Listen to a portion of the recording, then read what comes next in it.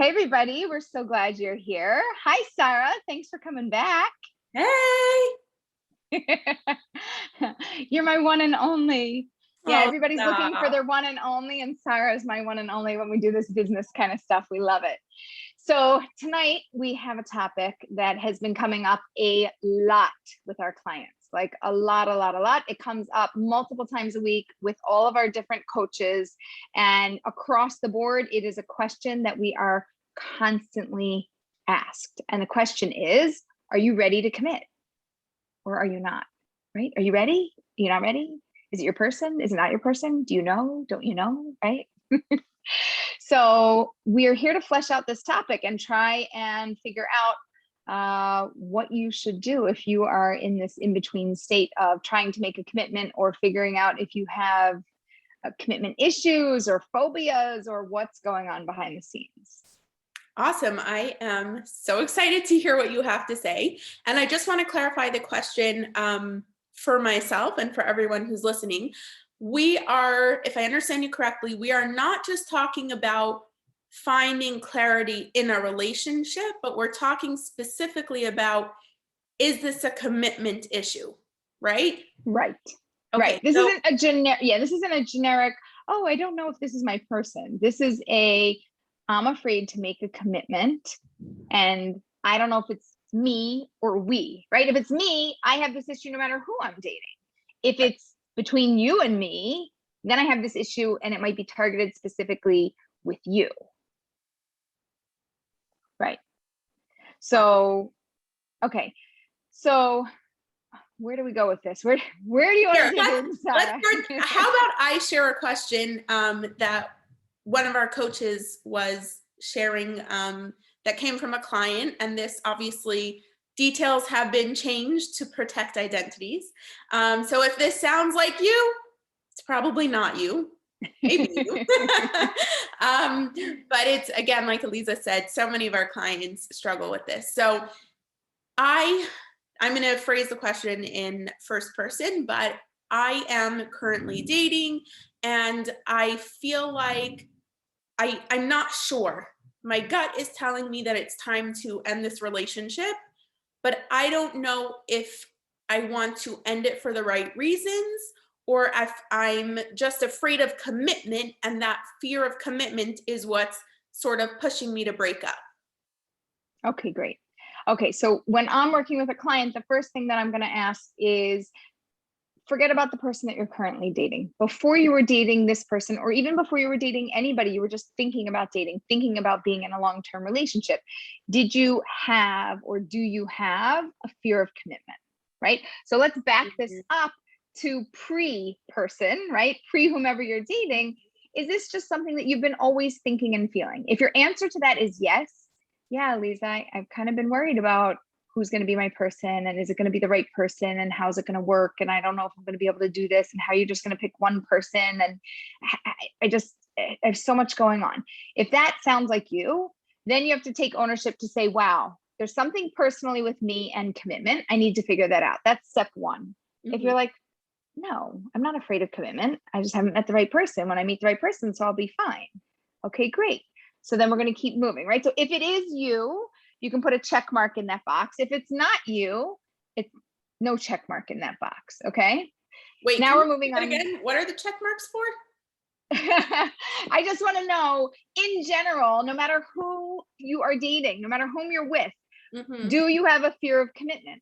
Right? Have you dated 10 people and every one of them, you're always having a fear of commitment? Like if you would ask me, Eliza, okay, let's ask me. I never asked myself this. Let's go back in time. We're going back in time. Okay. And this is, I'm not even dating myself. It's many years ago. And I'm dating and I'm going out with different people and I'm thinking, am I afraid to commit? I'm like, okay, I want to ask myself, am I afraid of commitment? Am I afraid of committing to one person, of being in a long-term relationship and only being with one person? No, it's not. It's totally like, it's not coming up. It's not a trigger for me. It's not a trigger for me. Okay. Now I'm getting into a relationship and I'm in a relationship with somebody and I'm afraid of committing. The question is, am I afraid of committing or am I afraid of committing to this person? Okay. So if Okay. I know that commitment is not a trigger for me, if I'm having a fear of commitment, it's more likely a trigger because of the relationship that I'm in. This is a gross generalization. Okay. We're taking an extremely complicated, complex, deep subject, and we are simplifying it to give you a very basic understanding. I want to make sure everybody is clear. This is not advice for you to go and make a decision in your life without getting mentorship or support or something from somebody in your life. Or if you want to work with us, our pleasure. But this is not just generic blank advice. This is just, I'm not going to tell you what to think, but I want to teach you how to think. I want to teach you how to process through this. Okay. I don't have a general fear of commitment, but with you, I'm fearing being in a committed relationship. It probably has something to do with us. Right. Okay. Yeah. Can you put me on the other side? Okay, great. I have thunder here. Do you hear my thunder? I did. I just heard it. Okay, sorry, but I'm not in control of that. Take it up with God. So I do have a fear of commitment, and my fear of commitment is from 0 to 10, it's a 7. Always has been a 7. It's something that I fear when dating in general. Probably it affects other areas of my life as well. But specifically in dating, it's a 7 out of 10. So I am dating someone, and with this person, my fear is triggered to a 7. So pretty much where my fear is at. Okay, great. So let's say I'm the coach, Sarah, you're the client, and you're telling me in general, I'm a 7, and this person is triggering me to my max capacity that I could handle something, right? So that's going to tell me that there's something going on here. I have my own fear. I have to deal with that. Doesn't matter who I'm with. But you, my friend, who I'm dating, you are not that you're doing it intentionally, but this relationship is triggering me to a 7. Now I'm going to ask myself, what's triggering me? What's bothering me? Why is this fear matching exactly, right? Why am I not feeling it at a 4? Right. What would make me feel at a 4 and not a 7? And right? What does a 4 mean? A 4 means that I have a fear of commitment, but when I'm with you, I'm not as worried about it. If it would be a 0, it would be like, wow, I have a fear of commitment and I don't know why, but I mean, with you, it's a 0. It's not likely that it's going to ever be a 0 if you have it to a 7, right? It's likely that it could get down to a 4, maybe a 3, right? Right. It's likely that it's just going to be at a lower level or 50% of wherever you're holding, right? If you have a fear of commitment and it's a 10, if somebody only triggers you to about a 5, we're pretty good, right? You have it. It's a fear. You own it. It's yours. It comes with you. You're with this one, you have the fear. You're with that one, you have the fear. You always have the fear. We just don't want you to be triggered to a point of 10 all the time. Because to me, it's a sign of something else in the relationship probably isn't working for you, and you might not know what it is. And then as coaches, we dig to figure out what it is. We go through who you are and what you want and who this other person is, how they match up with you, and where you don't match up, because that's usually where those fears are being triggered, where I want or I need something and you don't meet that need, or I don't like certain things about you and it's starting to bother me, and oh my gosh, I'm gonna have to live with this for the rest of my life, and all of a sudden all this stuff comes up within me and I'm thinking, no, I can't even date you, let alone marry you. I can't even figure this out. I feel like these sound effects are perfect for that inner turmoil that you're feeling. Thunder and doom and gloom. It's the thunder of the brain. It's what's going on in the heart. It's true. It's really how people are feeling. Very true. So if my fear of commitment is always at a 7 and I'm dating someone who triggers it to a 9, what does that tell me? Red flag. I like the thunder effects. Thank you, God. Not that it means run away, but it means my fear is at a 7 and you're triggering me even beyond where I normally hold, right? I normally hold at a 7 and now I'm feeling at a 9. It's really problematic. There is something going on with this relationship that's probably not good, not healthy, not balanced for me. And it's bringing it up even more with you. If I was with somebody else, maybe it would be a 5, right? But with you, it's a 9. And I know for myself, if I'm triggered that much about something, so people can say, oh, but hey, it's Aliza, you're at a 7. It's your problem, not mine. Right. Yeah, it's my problem, but I don't have to pick a person that triggers me, right? I can pick up, and not that they're doing it on purpose. Let's just be very, very clear. This is not on purpose. It's just who you are mixed with who I am, smush them together. And what do you get? Dun, dun, dun. This is a really funny podcast with all this thunder. This is great. But what do you get? Yeah, you get darkness, you get heaviness, you get thunder going on. And it's probably not going to be a great mix. But me with my fears, you with your fears, whatever's going on inside of you. But wow, we don't have friction over those things. Like, it should bother me more, but actually it really doesn't. Wow, I found a person that meshes with me a little bit better, that I can handle and that they can handle. And it just seems to work a little bit easier. So some people ask the question, Aliza, how much work, like relationships are work. So how much work should there be when you're dating? Can you remember that question? But I want to clarify something first. Don't forget. Yes. Side point, I just wanted to say, in terms of like, you trigger me, I think we could probably phrase it as I feel triggered by. Like, not you. Not that you phrase it as I. Good. Thank you. Yeah, but here's what I wanted to clarify. Let's go back to, I feel fear at a 7, no matter what. And I am triggered to a degree of 7 with the person that I am in a relationship with. How do I figure out, is that a me thing, that it just happens to be that it's still my fear of commitment no matter what?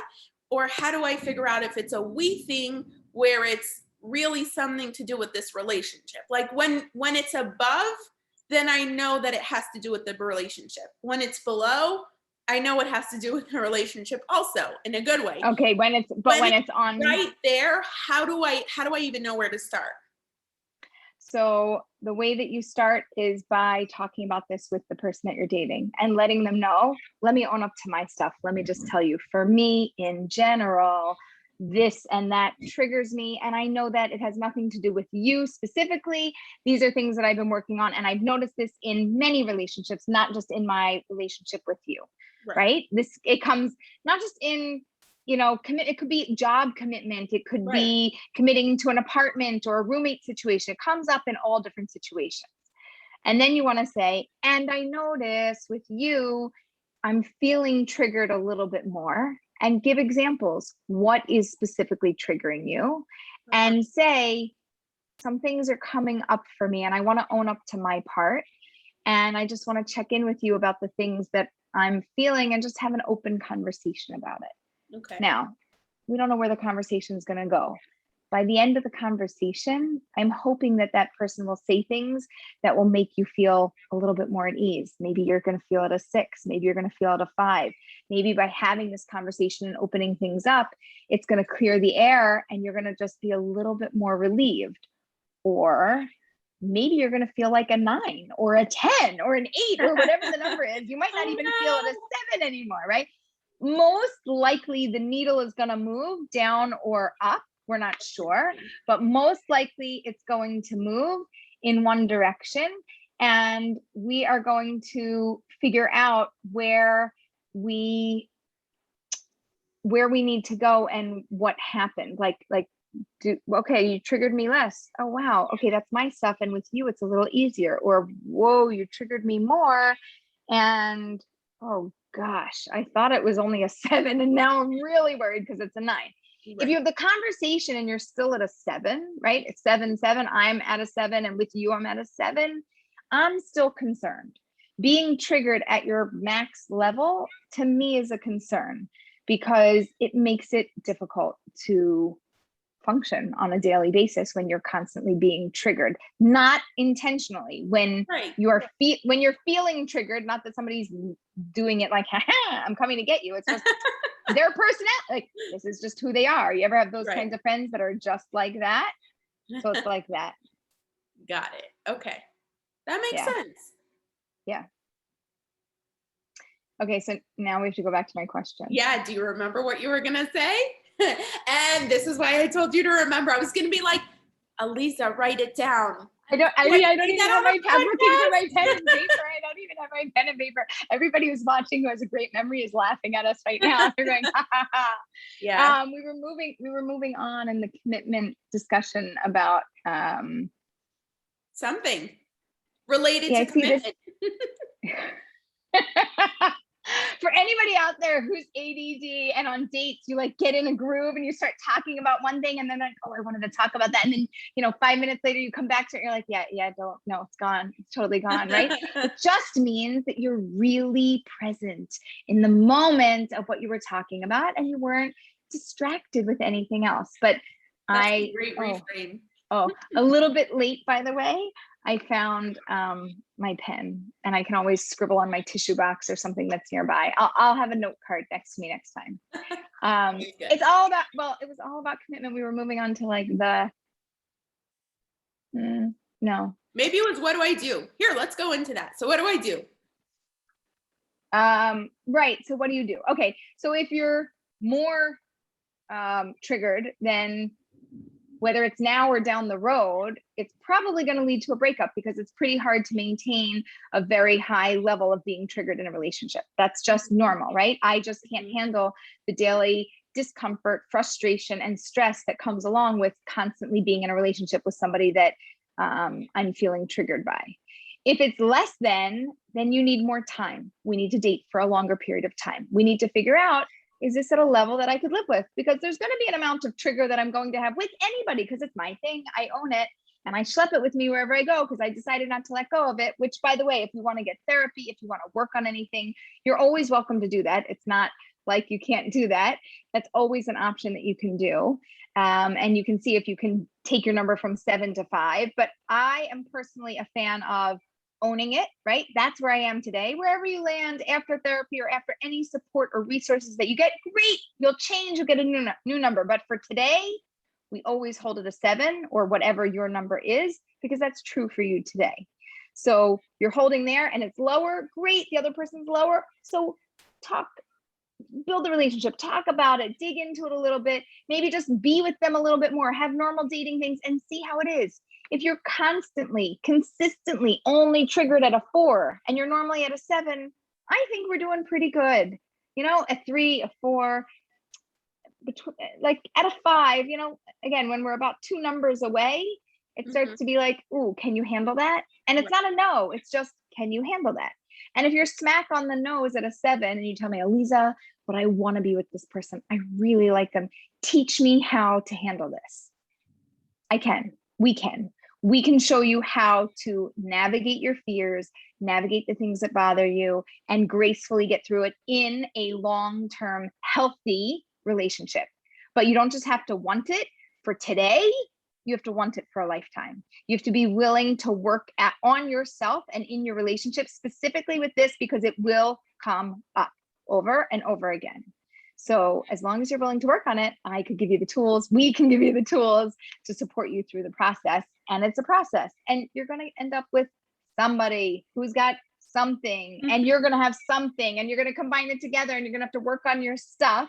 One second. You mean this is not like Disney, prince meets princess, all is happily ever after? Well, but it is happily ever after with like 2 fights and 3 arguments and 4 slammings of the doors and 4, I don't love you anymore. So I'm just kidding. We're not supposed to say those things or do those things, but life happens and everybody reacts in different, unique ways. We all have our ways of handling stress and challenges, and we have to be committed to figuring it out in order to live. See, really, it's not about happily ever after. It's really about happily ever now. That's what we need. Yeah. We need to live happily ever now, because if I'm constantly living happily ever now, I'll always live happily ever after, because I was happy now. Happily ever after is like, after what? Like, oh, we got married, happily ever after that. Okay, well, I was happy then, and ever after, I don't know what I'll be, right? We're trying to figure it out. Can we just sit with that for a second? Yeah. We just need to be happily ever now. I love that. And when you're happily ever now, you are happily ever after. Did you say that? Every time I said that. Yeah. Yeah. But you liked it a lot. So you I like liked it a lot. repeated it for emphasis. Yes. I like that. Yeah, I like it too. Happily Can ever I- now. Can you want to make a Disney movie, you and me? We're gonna call it Happily yes. Ever Now. And we're gonna teach people how to be happily ever now. We should. Let's talk about it. This is the first time that we didn't already plan the episode name before we actually created the content. Maybe it's Are we calling it Happily Now. Ever Now? No, I don't think that's going to pull enough people in, but you're already here. Yeah, you're already listening. So clearly we put in a good enough title. But I do think we should do something with Happily Ever Now. But I want to jump back to the commitment thing for a second. At what point does someone say, okay, this is an issue that I need to address before I keep dating? Like, it could be someone went to therapy, they didn't, whatever. If I keep dating people who trigger me to 7, so never anything more, but never anything less, at what point do I say I need to stop dating and really address this? Because versus, no, I'm just going to keep dating until I find the person that triggers it less. Oh, love the question. I think if it's happening, you're welcome. And I think it's happening and you're dating 3 people, 4 people, and the same pattern is repeating. It's enough data to say, clearly it's not getting me to my goal. And I'm going to have to address the me being at a 7. And I can't just coast on by and say like, well, it's what I am what I am. And just, love me for who I am. It's, I love me for who I am. And I need to work on this because this is hindering me from building a healthy relationship with somebody. And maybe if I had a better handle on me, I'd have a better handle on we and how we're functioning in our relationship. That makes sense. Thank you. Thanks for asking. I like that question. Well, in the webinars, you always used to be like, oh, that's a good one. I like that question. I'm pulling that now. I like that one. For any of our loyal fans who have heard all of our webinars and know our shtick, we really like all the questions, but that was I'm going to play Aliza's part. Aliza, you like all the questions. We do. We like good questions. So let's lead into that. So if you have a question and you're like, wow, I wish you guys would talk about this on one of your episodes, please just write to us at coach@marriagemindedmentor.com. And we would be really happy to answer it and pick your question for one of our upcoming episodes. And as always, if you need any guidance, any support, and you're like, oh my gosh, what should I do? You can call us. We have an amazing team of mentors, which has recently expanded and doubled in size, and we are here to support you. Woohoo! So for any of your needs, you can pick the coach that suits your needs. And if you're like, oh my gosh, too many choices, analysis paralysis, who do I pick? Set up a session with me, an intro call. I'll tell you who's right for you, or maybe you'll work with me. Whatever you want, we will pick the right person to work with you. Aliza, we totally didn't discuss this beforehand, so I'm putting you on the spot, but I feel like we should put in a plug for me because we've never told people that Illumidate is now available in coaching format. Okay, so nobody knows what Illumidate is. Okay. Right. Big news. Okay, way back when in 2016, is that right, Sarah? It's got to be before that. 2015? Okay, right? I think it's 2016. Anyway, right around that time frame, Sarah and I met in Atlanta at a conference, and we attended so many classes. It was a whole retreat, not a retreat, but a whole conference that we went to a couple days. And the last class that I went to was this like 4-hour class. It was like either this or go on a trip, and none of the trips interested me. I normally like trips, but I wasn't interested. And I ended up in this class that just was not on a topic that I had any interest in. And I sat there, and like half the time I was in the class and half the time I went out to the bathroom. You can tell what kind of a good student I am. And then when I was in the class, she's handing out worksheets and all sorts of things. And I'm looking at them. I'm like, wow, I just wish there was content here that would really be relevant for me, but it wasn't.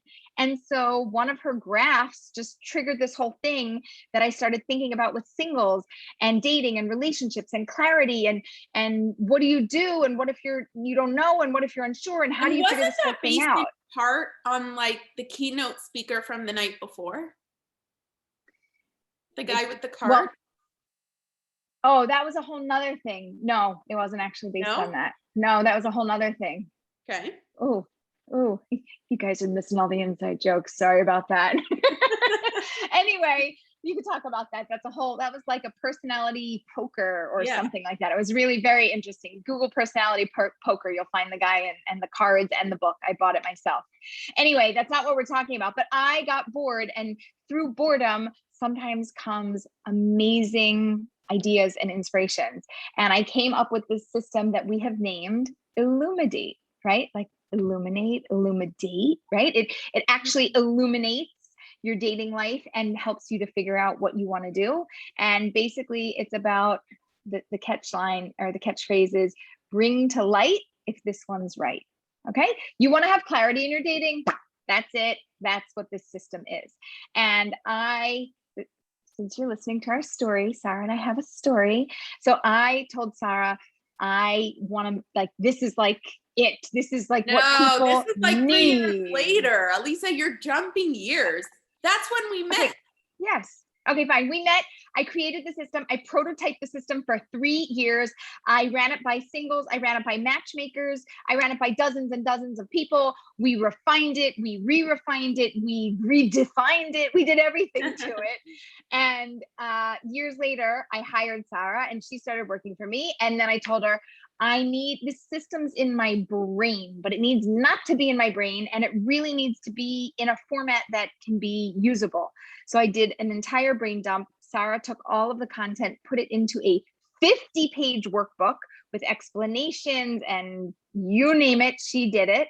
And we had like version 1 on paper after many, many prototypes in Excel spreadsheets with decks of cards and you name it. And after that, this whole past year, we actually had a university choose us and our business, and their students developed Illuminate into a system, an online web app. How cool is that? So we actually have the beta version of this web app. It really needs to be taken to the next level. By the way, if there's any developers out there, they're like, oh, I want to do something really cool and important in the world, and I'd love to be a part of your project. You can reach us at coach@marriagemindedmentor.com. Let's say that again. Let's say that again, because there are people listening who are super techie and really good with coding and creating apps and whatnot. We need. And it's not an app, it's a web app. So it doesn't have to be, you don't have to be good at applications. You can do web apps. Apparently there's a difference for people that know. Anyway, we have the whole system in technology format. We have the whole paper version, and we have something better than that. And her name is Sarah. And me? It's you. So Sarah and I are really the only 2 coaches in the world that know this system inside and out. And we do this system with our clients. So for anybody that's like, I need clarity, either in this specific relationship, or Alisa, I'm not getting in a relationship until I have clarity about what I should be looking for so that I pick the right person from the get-go. So if either of those 2 things is what you're thinking, this is the system for you. And Sarah right now has appointments available, and you can book with her and she will run through this system with you. It's great. It's really clarifying. And it's really not just great for dating, by the way, it's really great for anything in life, for decision, people who are indecisive or need to make a really big life decision and are having a really challenging time doing that. So wait, am I suddenly turning into a life coach here?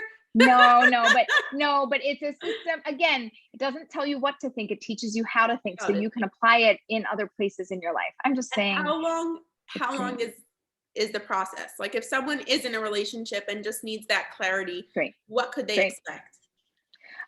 In general, it will take you between 2 to 4 sessions to gain clarity. I'm saying that because there's a lot of information that you have to download. Some people are faster thinkers, processors. Some people are further along in the thinking through it process. And some people we are probing and they're giving answers and they're still kind of figuring it out as we go. And usually people have clarity, meaning stick together or break up within 2 to 4 sessions. And sometimes it will be, I have clarity, and the clarity is I need to keep dating. I need more information, but I know exactly the information I need. And once I get that, I will make my decision. And really, I don't think that we need longer than 2 to 4 sessions to do that. Huh. I like that. It's amazing. Yeah. It's great. Just It's in great. case You know what's anyone's great about it? wondering. What? Yeah, go ahead. I was going to say, just in case anyone's wondering, that's how I got married. Aliza, I like to say, even though she was using like a beta version of this before me, I like to say that I definitely took it to the next level with my being her client and walking through the process and using clarity to help me make that decision that, yes, this is the person that I Illuminate. It used to be called Clarity, but oh, yes. It wasn't a cool enough name. Okay, so that's the story. So if you are interested to work with Sarah or with me or with anybody on our team, we would be honored and feel really happy about working with you and helping you to gain clarity in your dating, gain clarity in your relationship, or to help you anywhere along the process. So we look forward to seeing you and hearing from you. And we hope that all good things should come to you over this next week. And all the best. There's some other version of this in the outro again. So just a reminder to send in your questions to Lisa at coach@marriagemindedmentor.com. Thanks so much. Bye.